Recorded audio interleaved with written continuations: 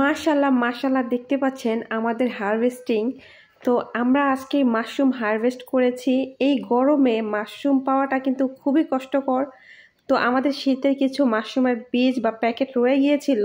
Western mushroom কিন্তু শীতে হয়, এটা মনে রাখতে হবে। সেই শীতের মাশরুমগুলো আমরা শীতে উত্তোলন করেছিলাম, কিন্তু এখন হঠাৎ করে গত 2-3 দিন যাবৎ বৃষ্টি হওয়াতে আমাদের সেই মাশরুমের প্যাকেট থেকে প্রচুর পরিমাণে মাশরুম বের হয়ে আসছে। আমরা শখের বসে কিছু মাশরুমের কাল্টিভেশন করেছি, আর এই মাশরুম কিন্তু আমাদের শরীরের জন্য খুবই উপকারী একটা সবজি। ভুলবশত অনেকে এটাকে ব্যাঙের ছাতা মনে করে, আসলে ব্যাঙের ছাতা খাওয়া যায় না, এটা হচ্ছে একটা পুষ্টিকর সবজি। আর এই সবজি যেহেতু আমাদের আশেপাশে অপরিচিত, অনেকেই মনে করে যে এটা খাওয়া যায় না, এটা বিষাক্ত।